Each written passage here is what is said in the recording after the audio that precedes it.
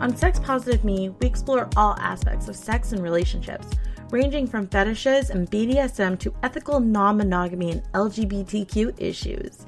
Sex Positive Me destigmatizes sexual practices and relationships while reconciling reality with myth and misconceptions.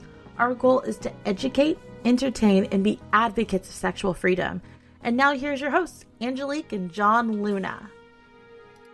Hello, and welcome to the April edition of Sex Positive Me. It's the hostess with the mostest, Angelique, with my husband, co-partner, tech support, trying to keep me out of trouble. Heavy on the tech support lately. Yes, John C. Luna. Yays. Hello, everyone. Yes, this month I have made sure that every person we're interviewing is somehow doing educating, healing, taking care of folks that are part of the Sexual Assault Awareness Month for April, and then Child Abuse Awareness Month. As many of you know, that is dear and near to both of us as a topic, since our daughter is a child sex abuse survivor, because she was 8 years old when the sex abuse was discovered. And I wanted to make sure that people knew that there's resources, information, services out there to help you with your healing process. And I thought it was very fitting to kick off the month with Rosalia Rivera of AboutCONSENT podcast and CONSENTParenting website there. Please introduce yourself. Tell us about it, because your resume is very impressive. And I wish I had your services back in 2008, because these are much needed services what you provide and information. Thank you. Well, thank you for inviting me. I'm really happy to be here talking with you both. I love, talking about this topic, obviously, but also about sex positivity. So I'm all about that too. I'm Rosalia Rivera, and I'm a consent educator and abuse prevention expert, sexual literacy advocate, founder of Consent Parenting, host of the About Consent podcast. And I also have a clothing line called CONSENTwear, which is for kids, teens, and adults to help them create and spread consent culture. And I work predominantly with parents, particularly parents who are survivors themselves, because I'm a survivor and I'm a parent, and have learned how to navigate the journey of teaching my kids about abuse prevention so that I could break the cycle and be able to help other parents do the same, because it can be a triggering topic if you are a survivor, but it doesn't have to be. It can be a really empowering experience. And so that's what I try to teach and empower people with, and to really dismantle rape culture, create consent culture, and help survivors step into their healing journeys. So that's what I do. Yes, it's wonderful there. And it's like, I've listened to a couple of your podcast episodes, and I love the variations of topics available, because some people just, I don't know if they put like blinders on and just have a particular way of seeing a sex assault survivor or a child abuse survivor, that it's just this one person. And, you just recently did one about a male survivor, and it's like, yes, no one really understands that it's not only females, it's also men. And when we went through our healing process, I saw little boys 3 to 5, and it just devastated me and broke my heart that these poor little, children went through this. And the one thing that really bothered me a lot was the lack of parents wanting to do mental health therapy or the healing process. I want to know from your perspective, what is your view on that? Yeah, it's somewhat shocking to me. I've talked to parents whose children have had incidents where it wasn't particularly abuse at the hands of an adult. They weren't totally sure if it was the same because it was another child who had committed that act, and they thought, well, they're really young, so maybe they'll just forget about it. And if we bring it up, then it'll make it into a thing. And so they were afraid of addressing it, really, because they thought, well, if we don't address it, it'll go away. Basically, the child won't be traumatized by it. But if we actually make a thing out of it, then that's what's going to traumatize them. And that's just very erroneous thinking. We don't know and we can never assume what the child's experience was unless we let them be able to share it themselves. And we really should allow them that space to do that. We have no idea how each individual responds to things, right? Trauma really is experienced differently by everyone. What is traumatic for one person may not be for another. And we can look at that just from looking at siblings, right? You know, with one child who, you know, like got hit with, you know, a book dropped on them or something. And one child like completely freaks out and the other child is like, oh, that didn't even hurt. So we know when we look at it in that context, we just can't know. And to assume as a parent that they'll be fine because they were really young and it wasn't maybe that serious is not justifiable. So I believe that children should be given the opportunity, and that can happen through play therapy. It can happen in different kinds of therapy or therapeutic modalities. So I really recommend that any kind of situation that happens, that we give kids that opportunity to express what they felt about it. If they were really young, they can still express it through play therapy.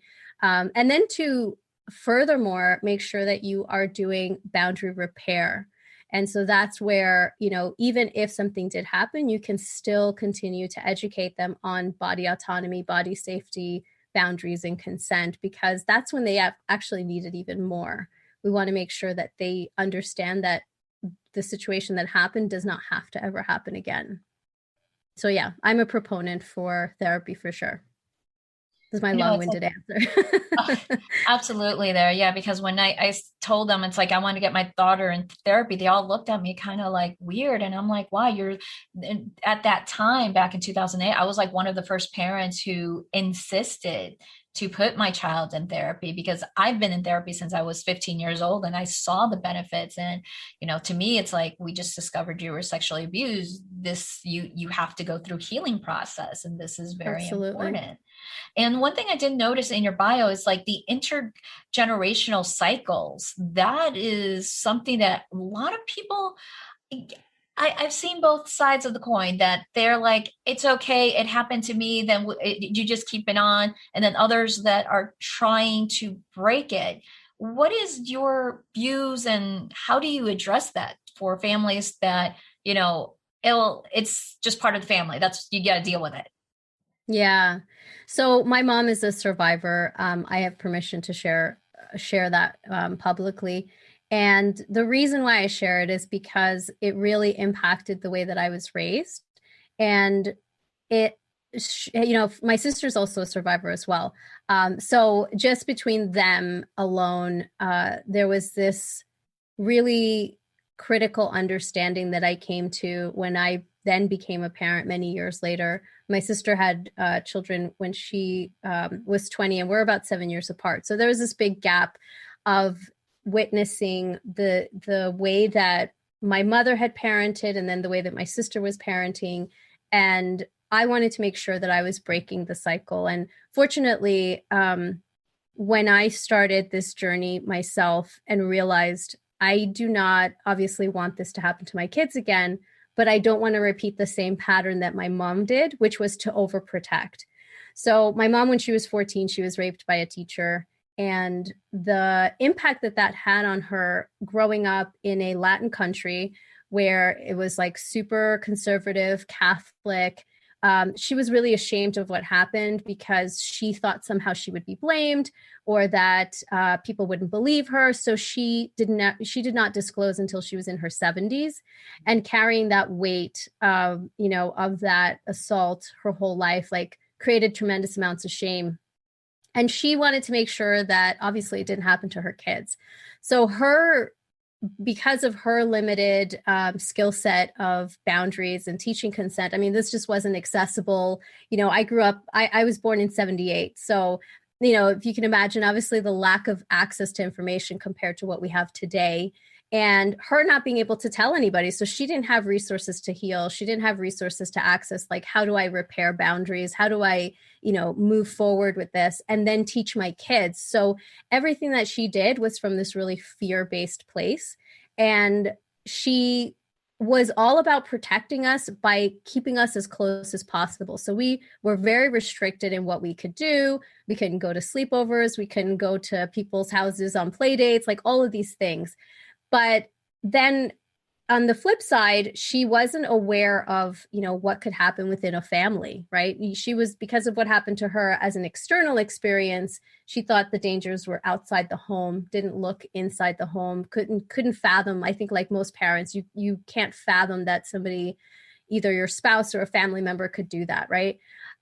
So that was one element of it. But also for me, particularly as I got older and realizing I didn't really understand what consent was, I didn't understand body autonomy or boundaries. I was just told, be careful, don't dress a certain way, don't try to attract certain attention.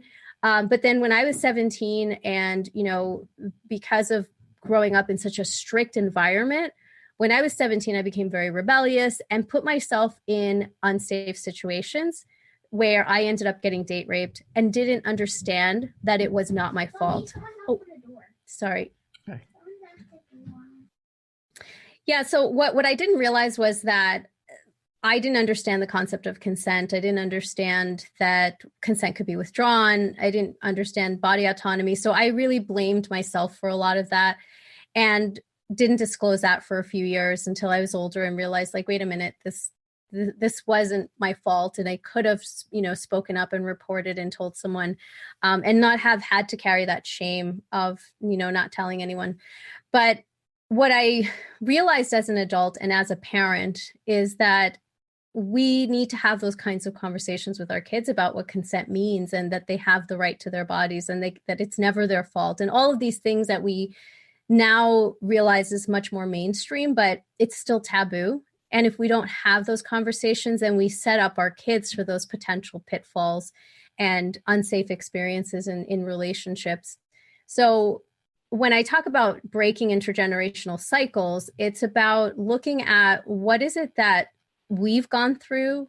How do we learn to have those conversations that we're so afraid of having because they may potentially open up Pandora's box, or to basically give our kids the skill set that they need to be able to go off into the world safely. And that's how we can break those cycles. If we're not willing to push past some of that discomfort or dedicate ourselves to stepping into our own healing journeys so that we can have the courage to do that, then we're putting ourselves and our children at risk for those situations to repeat themselves. And that's where we need to, as anyone who's a survivor, we have to do that work in order to prevent the cycles from perpetuating. And within families, to have the courage to be the one to stand up and say, we have to talk about this. May I ask, how did your mother react to your date rape? I never told her until I was in my 20s. And part of the reason why was because, again, I thought it was my fault because I snuck out and didn't tell her where I was going because I had grown up very strict. And so, and of course, on top of it, she had told me, don't dress a certain way, don't, go out, with, boys that, all they want is this thing. And, so it was very sort of sex negative messaging, very fear-based messaging. And so I thought, I put myself in that position. I went against what my mom said. I wore what she told me not to wear. Like, I did all the things, right? And so therefore it must be my fault. And if I tell her, I'm just going to prove her right and she's going to be mad at me. And I was actually more fearful of her response to that situation. And again, I just thought it was my fault. I must have somehow given the signal that it was okay. And I just had no concept of being able to communicate, or the fact that I didn't say yes. And that if in the moment I said yes, but a minute later I said no, that would have been okay also. So there was just a lot of, in relation to consent and body boundaries that I was not aware of at 17. And again, just thought it was my fault. So I didn't want to tell her thinking, she's going to say, well, I told you so. This is your fault. You asked for it, and all the victim blaming that we still see today. Mm-hmm. So, that was one of the reasons why I didn't share that until much later when I realized, wait a minute, like that wasn't my fault. So I see so much shame, again, of course, on the victim side of it, but also from a parent side, because even if they weren't abused, many, not all parents, have this shame around talking about sex, especially uncomfortable with their kid. yeah. And then when it comes out that their child was abused, now a lot of them get this self-shame that I should have done more. I should have protected them, which really in that time, the focus should be on healing the child, the person with the trauma. But some see it as hiding it to hide their own shame, which really just, again, perpetuates the entire cycle. Yeah. Yeah, absolutely. And the goal is for parents to have open communication. I never felt like I had the ability to have open communication because there was this undertone of sex is sinful and you're not supposed to do that before marriage, which was another reason that I was afraid to speak up.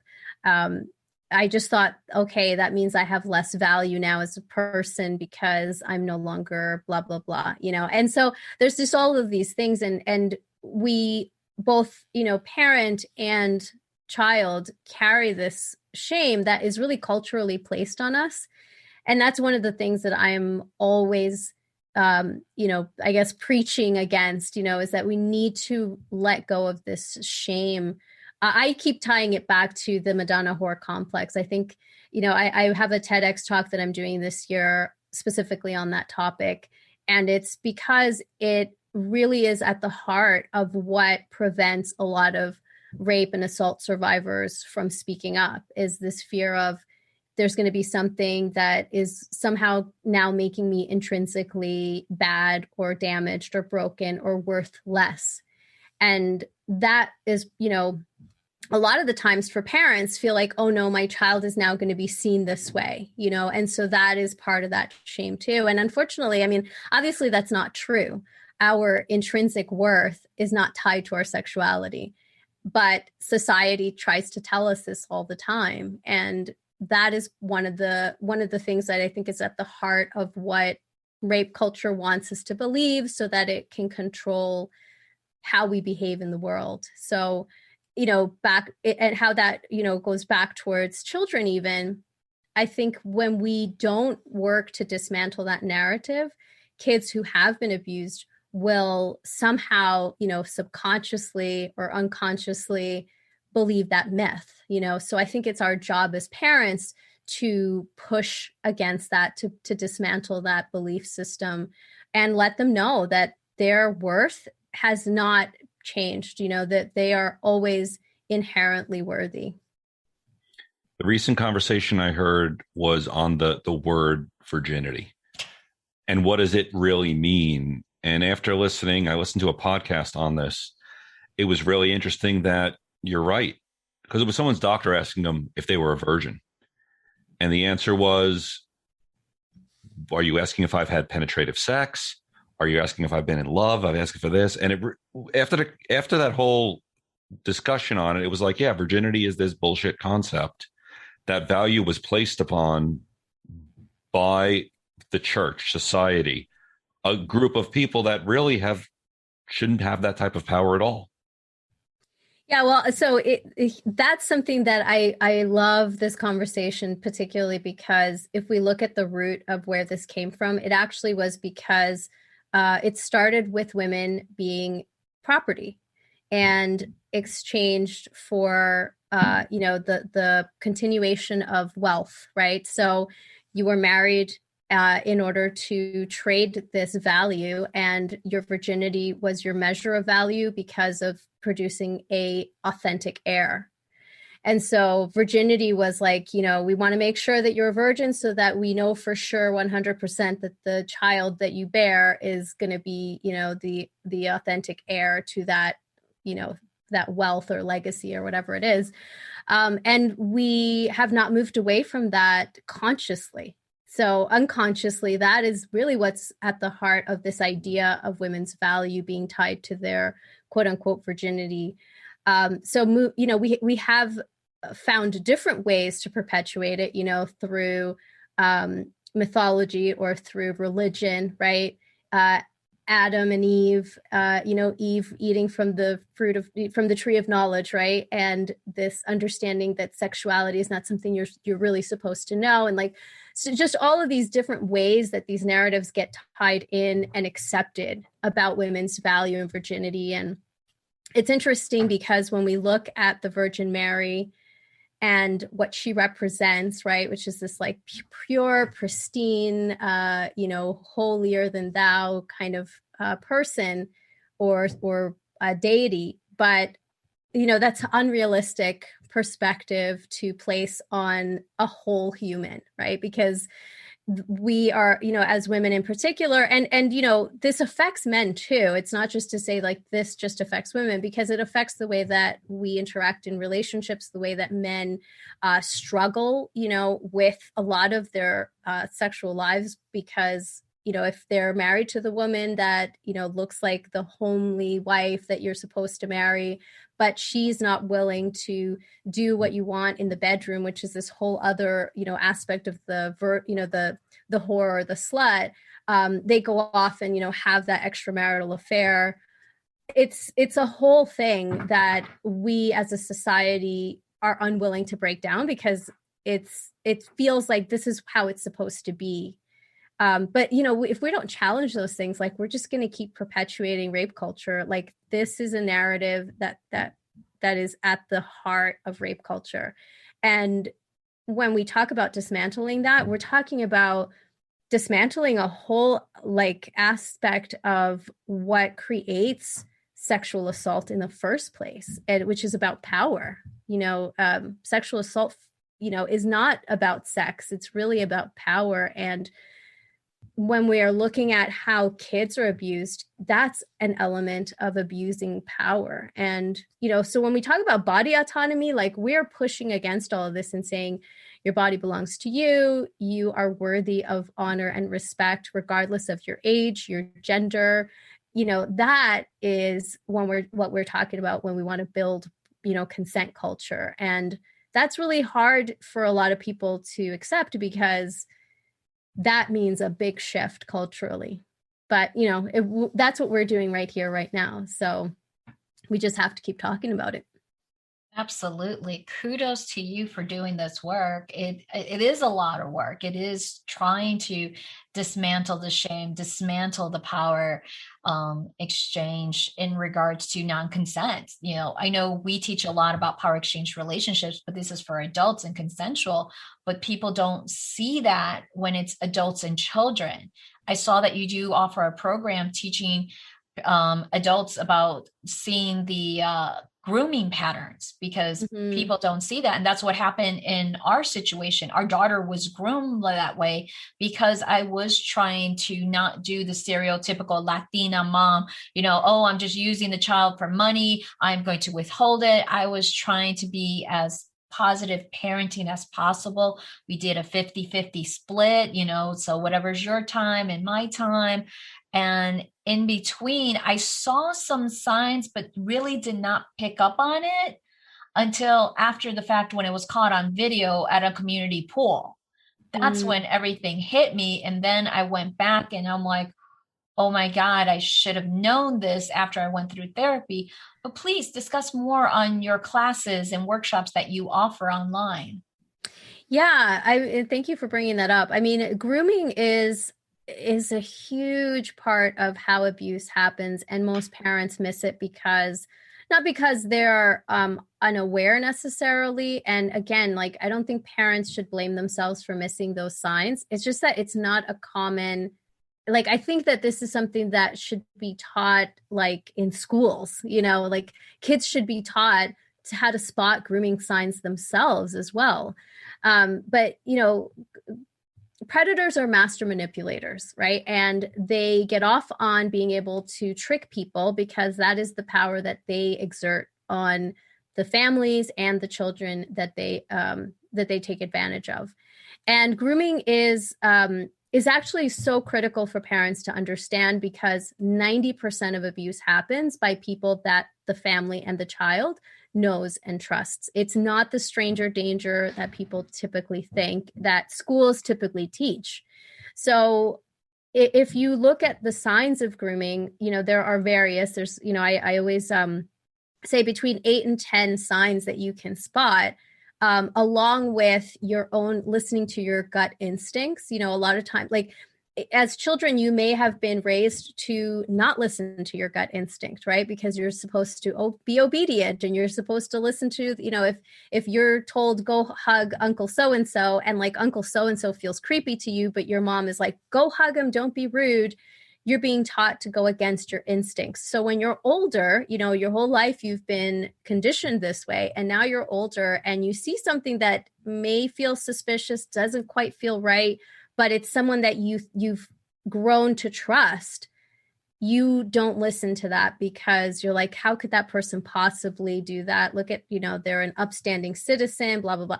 I mean, look at the case of Larry Nassar, who was the Olympic, doctor, who he ended up abusing over 200 kids, and nobody wanted to look at him critically because, he had started an autism foundation in his hometown, and he was this upstanding citizen and had all these credentials. And like, how could that, he's been doing it for 25 years. How could he possibly?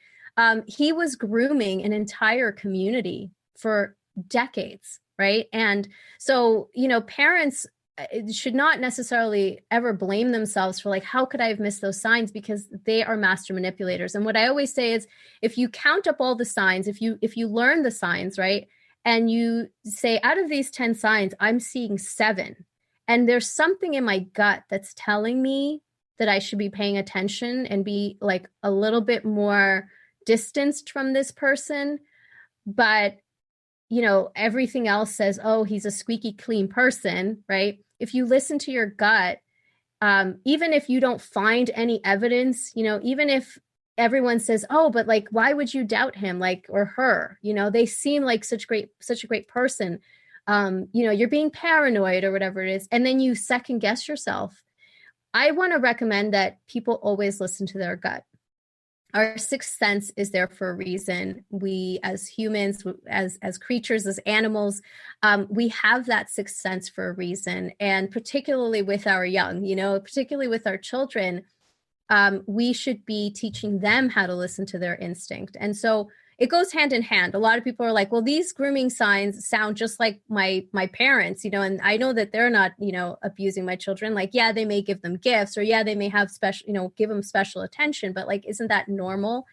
And it's like, yeah, a lot of that is, but to what degree, and how many of these are adding up, and what does your instinct tell you, right? You have to combine those things and determine, where does the math lead you, right? If the math is telling you this is something you should be paying a lot more attention to, then that's, the first thing. And then the second is to make sure you're having ongoing open conversations with your kids so that they feel comfortable and confident and safe telling you about anything that they feel also weird about, if you've been pushing them to like accept and be, with this family member, and they keep like pulling away, and you keep trying to push them in that same direction because you're like, oh, it's my, my brother, like, how could that be? Or it's so-and-so, how could that be?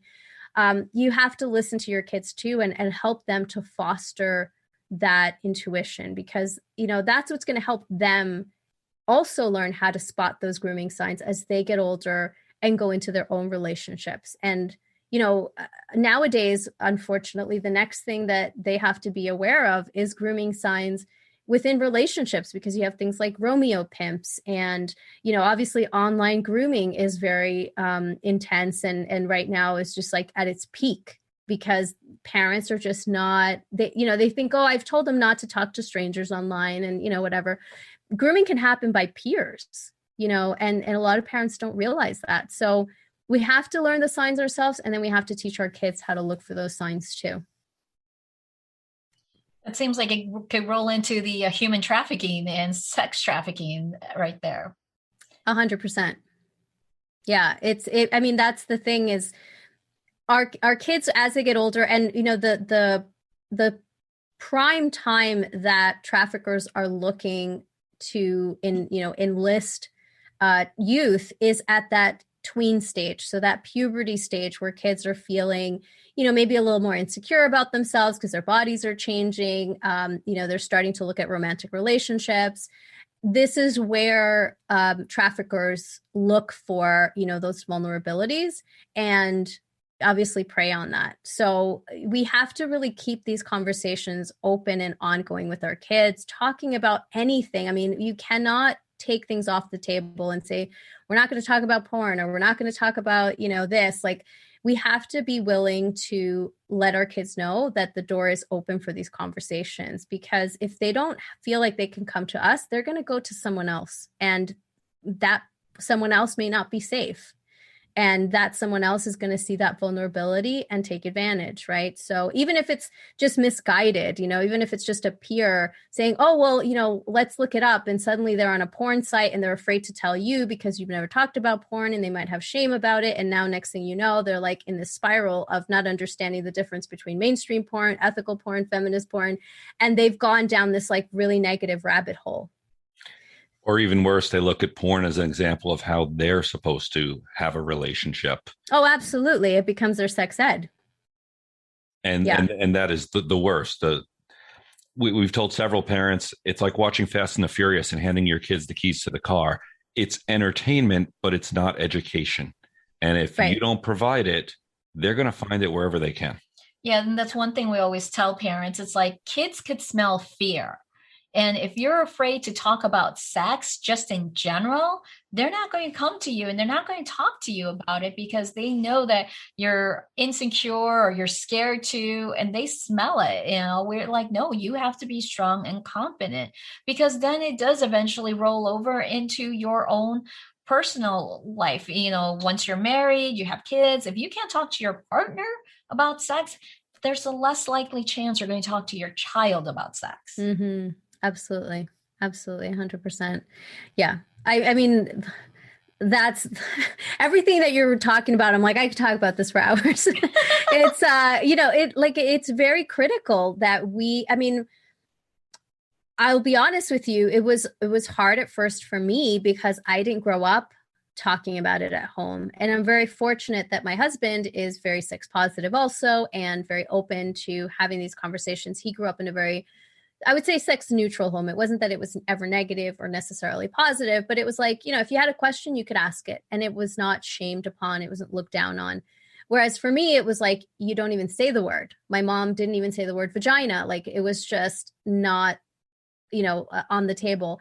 And so for me, with my children, it's been a learning process, even for me. And I consider myself to be sex positive. It's taken a lot of, for me to even be able to say I'm sex positive, because, I've always, I remember having shame about having desire when I was growing up, and like, I had no one to talk to. And I was embarrassed when my friends would be able to openly talk about things and I couldn't.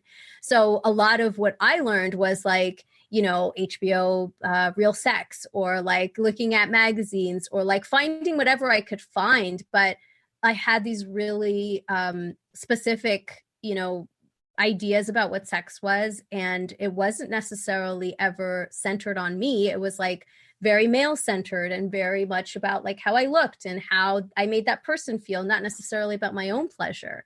So, I don't want my kids to grow up not having an equitable relationship and a safe relationship. And so I pushed myself past those comfort zones to, like, even with my own partner, it's, it was his ability to help me feel really safe that allowed me to feel like I could talk openly about it. And now with my kids, like, we teach it in an age appropriate way, but they understand nothing is off the table. Like, we're watching Friends thinking like, oh, it's a safe, like, TV, daytime comedy. And like, Joey's like constantly bringing up the word porn. And like finally my oldest was like, what's porn? And so like, I had to explain it. He's 9 years old. It's not something that he shouldn't know about at this point in terms of like what it is. It's very simple. Like, it's an activity that, where adults, consensual adults, supposedly, because we don't, I haven't gotten into that part of the conversation yet with him, because his basic knowledge is, people having sex that's being filmed, it's for adults only. And if you ever come across it, it's not appropriate for you. So here's what you do if you accidentally come across it, or if someone tries to show it to you. So giving some concrete exit strategies. So that's, the kind of information that we need to be teaching our kids, and not say, oh my God, porn is terrible, and like, don't look at that, like scaring them. And our fear of that comes across. And then it's almost like, now I'm curious, like, why is she so freaked out? The way that we've approached it is, it's this very matter of fact thing. It's not appropriate for you. And here's what to do if you come across it. But without that fear-based approach, which is what I was given, was like, don't talk about sex, don't think about sex, don't like even consider it until you like get married, blah, blah, blah. And it was just like, I was curious, but I, didn't know where to go. So we want to make sure we're that resource for our kids. And what I will say is, as a parent, it's an ongoing battle to continually remind yourself, because we all drop back to our instincts, and our instincts is, this is shameful, this is wrong. And you have to remind yourself what you've learned and how you've changed. And it's not something you learn and say, okay, yeah, I learned this in history, I'm done, I don't need to go back at it. I still constantly revisit the fact that what we're all doing is right. Programming. Yes. That's the easiest way to say it. It's deprogramming those sex negative mentalities. And, I know we grew up in the same generation, because I was born in 75, and I didn't find out until earlier this year from my aunt that my mother and my aunts, there was like 3 sisters and 1 brother, were all used as sex slaves. My grandmother pimped them out, and that's how the bills got paid. Wow. My mother never talked to me about that. My mother kept it. And I'm like, really? And so she still has such a sex negative mind, even though she knows we're out publicly. We talk about this. Mm-hmm. I literally had to fight with her when we discovered about my daughter's abuse, because she just wanted to put it in the closet and don't talk about it. I'm like, hell to the no, we're talking about it. We're fixing this shit. I don't want her traumatized. I want her to have a healthy lifestyle and life and enjoy it. And it is very common that parents do not refer to the proper scientific terms of the anatomy, because when we were talking to the district attorney who was handling the case, she kept saying, it's like, so she touched your butterfly, your flower. And me and my daughter looked at each other and we're like, do you mean vagina? And she freaked out. It's like, yes, she knew about it, but she was groomed by her grandfather on her father's side. So even that, I was still trying to prepare her, but I was blindsided because they threatened her that if she said anything, they will kill me. And I was like, that was messed up. And it is all this, intergenerational deprogramming, making the victims not feel like it's their fault, that, they have options and they could heal. And nowadays, thanks for the, resources like yourself and internet, that it's coming out, and we're just like, hey, we're here to help you and thrive and, have a healthy, pleasurable life that you deserve. Yes, absolutely. Amen to that. Yeah. And I mean, that's the thing a lot of parents don't realize is this whole cycle of secrecy and, keeping things hush hush. That's exactly what predators want. They want you to not talk about it. They want families to be uncomfortable saying those words because they know that the child's not being educated, right? The less we talk about this and the less we are open about these topics, the more we give this power to predators to continue doing what they're doing. So yeah, I mean, it's a critical conversation today. You cannot afford to not have it. And, when we look at changing culture, which I'm always talking about because this has gone on for far long enough, far too long at this point, that if we continue to be unwilling to challenge people, because a lot of times it's this bravery that you need. You do need a certain amount of courage to have these conversations, because there are people who are going to say, I'm uncomfortable talking about this. Can we change the topic? No, I'm sorry, we can't change the topic because this is important for XYZ reasons as it relates to my family. No, I can't not talk about it because I want to let you know what we're teaching at home so that you're aware. If you are part of, my child's circle, then we need to have this conversation. And I always say to people, we have to actively talk to the people in our children's lives, not just to our children.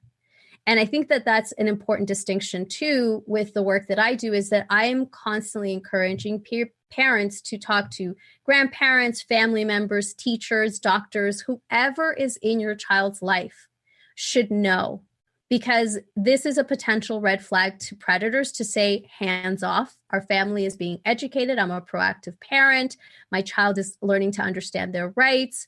And that is going to make for a much less targetable victim, right? They're not going to go after someone like that because that's a much harder, person to manipulate. So they realize, I can't groom the family. I can't groom the child, moving on, to another target. So we really do need to be vocal about this. And when we push ourselves out of that comfort zone and we have these conversations, they don't always go negatively. A lot of times people are like, that's amazing that you're doing that. And I love that you're doing that. Can I learn more about that? If you're, your kids' friends, parents, you can talk to them and say, this is what we're teaching. And if you're interested, let me know. I can give you some resources, right? We can frame it in a way that is empowering to others, that's supportive of others, and is a way for us to create consent culture in our immediate communities. And that's another layer of protection that we can give our kids. So it's not all on our kids' shoulders, and it's not all on just the parents' shoulders. It is a huge fight, changing the consent culture. That's, we see that all the time. It's an uphill battle, but it's moving. I'm watching it move. Yeah. The needle's moving slowly.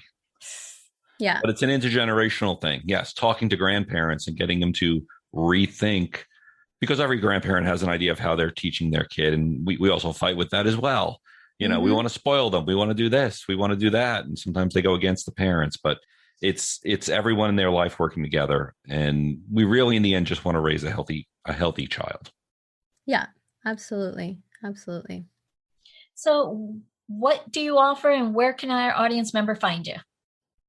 So I offer various workshops. I'm actually in the process of starting a coaching program for parents who are bringing their kids to either day camps in the summer or daycares, or are going to prepare them for school this fall.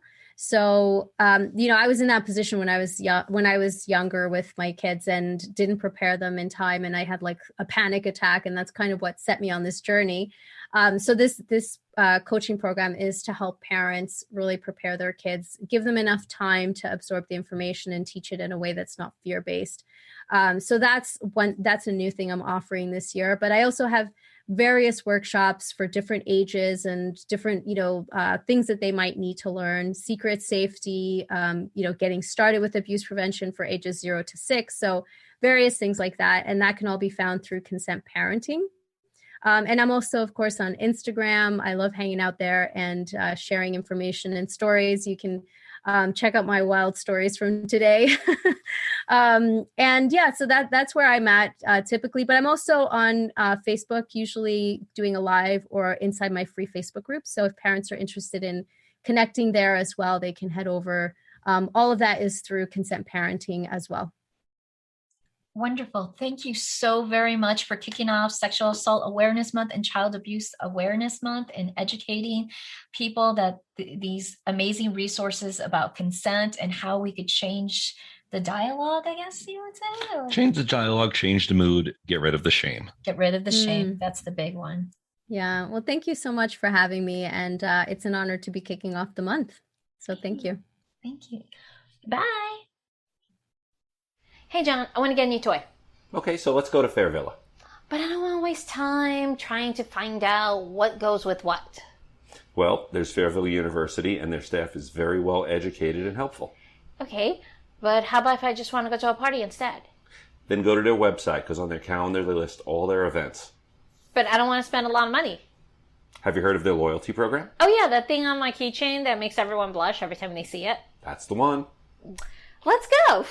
Well, they have over 5 locations in Central Florida. Which one do you want to go to? Fairvilla, for pleasure, fun, and fantasy.